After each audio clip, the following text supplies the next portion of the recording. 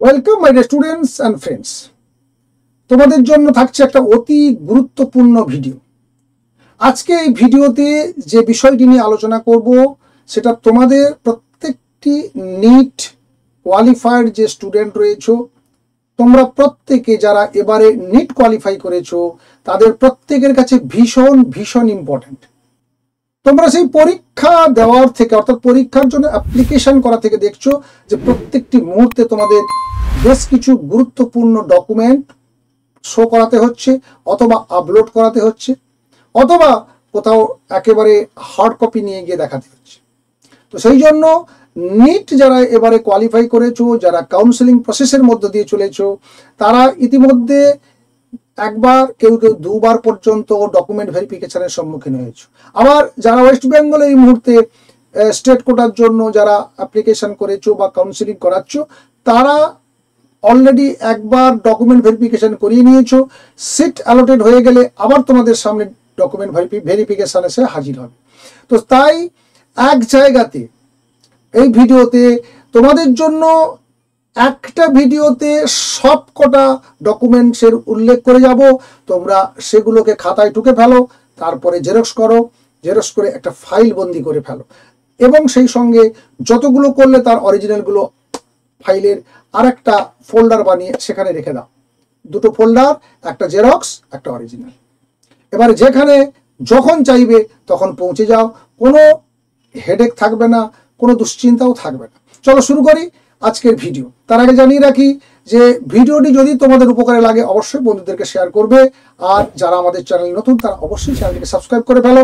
কারণ আমাদের এই চ্যানেলে যেমন নিট, জেনপাস এই কোর্সগুলোর অ্যাপ্লিকেশন থেকে শুরু করে একেবারে ভর্তি পর্যন্ত তোমাদেরকে যেমন গাইড করা হয়, তেমনি এই চ্যানেলে বায়োলজি নিয়ে অর্থাৎ নিট বা জেনপার বায়োলজি সাবজেক্টের প্রিপারেশন সংক্রান্ত ক্লাসগুলো তোমাদের জন্য আপলোড করে থাকি। তো স্বাভাবিক কারণে তোমাদের যাদের প্রয়োজন রয়েছে তোমরা অবশ্যই চ্যানেলটিকে সাবস্ক্রাইব করে ফেলবে। এইদিকে দেখো, প্রথমে রয়েছে মাধ্যমিক বা 10th ক্লাসের জন্য কোন কোন সার্টিফিকেট তোমরা ওখান থেকে জোগাড় করবে, বা 10th ক্লাসে যে তোমাদের কাছে সার্টিফিকেটগুলো ছিল তার কোনগুলো এই মুহূর্তে লাগবে। দেখো, একটা রয়েছে registration certificate, admit card, result বা মার্কশিট, আর একটা রয়েছে পাসিং সার্টিফিকেট, অর্থাৎ যেটা তুমি মার্কশিটের সঙ্গে যে সার্টিফিকেটে দেওয়া হয়। ঠিক এইচএসেও দেখো এই জায়গায় রয়েছে registration certificate, admit card, marksheet এবং পাস সার্টিফিকেট। তাহলে দুটোতে কোনো সমস্যা নেই। মাধ্যমিক এবং এইচএসের এই 4টা ডকুমেন্ট তোমরা জেরক্স করে ফেলো এবং ফাইল বন্দি করে ফেলো। এইবারে দেখো, নিট এক্সাম সংক্রান্ত কোন ডকুমেন্টটা তোমাকে সংগৃহীত করতে হবে বা গচ্ছিত রাখতে হবে। এক হচ্ছে অ্যাডমিট কার্ড, আর 2 নম্বর হচ্ছে র্যাঙ্ক কার্ড বা স্কোর কার্ড, অথবা বলতে পারো রেজাল্ট কার্ড। দুটোকে তোমরা অর্থাৎ অ্যাডমিট কার্ড এবং র্যাঙ্ক কার্ড দুটোকে সুন্দর করে গুছিয়ে ফেলো। তারপরেই দেখো, নিট কাউন্সেলিং এর জন্য বা কাউন্সেলিং চলাকালীন যে পেপারগুলো তোমরা পেয়েছিলে, প্রথমে পেয়েছো প্রোফাইল লেটার, সঙ্গে তুমি যখন পেমেন্ট করলে রেজিস্ট্রেশনের সময় সেখানে তোমার জন্য একটা ডাউনলোড করতে পেরেছিলে তুমি পেমেন্ট রিসিপ্ট, তারপরে ভেরিফিকেশন সার্টিফিকেট, তারপরে অ্যালোটেড লেটার। এরপরে দেখো, তোমাদের জন্য ভীষণ গুরুত্বপূর্ণ যেটা লাগে সব জায়গাতে, identity proof certificate, Aadhaar card, passport, driving licence, PAN card, voter card, birth certificate. সবকটার লাগে না, কিন্তু তুমি সবকটার জন্য প্রস্তুত থাকবে। সবকটাকে জেরক্স করো, সুন্দর করে এক জায়গায় করে ফাইল বন্দি করে নাও। তারপরে দেখো প্রোফর্মা, ঠিক একদম ডান দিকে নিচে রয়েছে দেখো প্রোফর্মা, অর্থাৎ একটা প্রোফর্মা তোমাদের জন্য থাকে ডোমিসাইল সার্টিফিকেট। আবার মেডিকেল ফিটনেসের জন্য তোমাদের জন্য একটা নির্দিষ্ট প্রোফর্মা থাকে, তার জন্য ভিডিও রয়েছে, নির্দিষ্ট ভিডিও রয়েছে। ওয়েবসাইট থেকে তোমরা সেই প্রোফর্মাগুলোকে ডাউনলোড করতে পারো। যদি না পারো কমেন্ট বক্সে লিখে জানাও, লিঙ্ক জানিয়ে দেবো। আর রয়েছে দেখো বন্ড পেপারটা তোমাদের 100 টাকা স্ট্যাম্প পেপারে করতে হবে, তারও নির্দিষ্ট ফরম্যাট রয়েছে। যদি না পারো তাহলে কমেন্ট বক্সে লিখে জানাও, তারও ব্যবস্থা হয়ে যাবে। নেক্সট দেখো রয়েছে স্কুল বা কলেজ লিভিং সার্টিফিকেট। এইটা সবসময় তোমাদের দরকার হয় না বা নাও লাগতে পারে, কিন্তু তুমি গুছিয়ে রাখবে, কারণ কলেজ অ্যাডমিশনের সময় কোনো কোনো কলেজ যদি চেয়ে বসে তখন তুমি বিপদের মধ্যে পড়ে যাবে। তার থেকে তুমি আগে থেকে গুছিয়ে নাও স্কুল লিভিং সার্টিফিকেট অথবা কলেজ লিভিং সার্টিফিকেট। আর গ্যাপ সার্টিফিকেট যদি তুমি ইয়ার গ্যাপ দিয়ে থাকো, তা তুমি যদি একদম সরাসরি এই বছরের না পাস আউট করো এইচএস, তাহলে তোমাকে ওই গ্যাপ সার্টিফিকেটটা রেডি করতে হবে, সেটাও 100 টাকার স্ট্যাম্প পেপারে করতে হবে। আরেকটা দেখো রয়েছে মাইগ্রেশন এবং ক্যারেক্টার সার্টিফিকেট।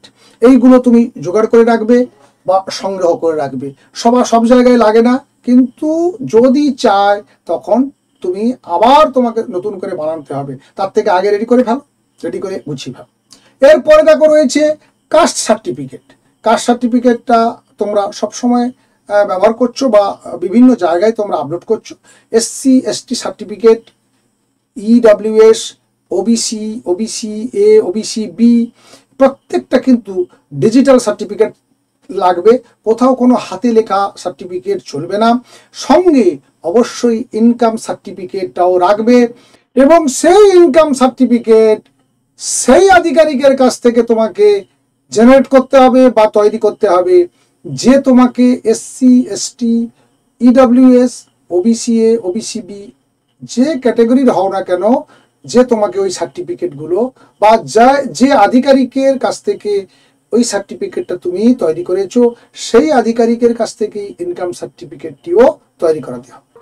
আর থাকছে PWD সার্টিফিকেট, যাদের এটা থাকে বা যাদের প্রয়োজন বা যারা এই ক্যাটাগরিতে পড়ো, তারাই এই সার্টিফিকেটটা সংগ্রহ করে রাখবে, এবং সেটা তোমরা রেখেছো, তার জেরক্স কপিটাকে রেডি করে নেবে।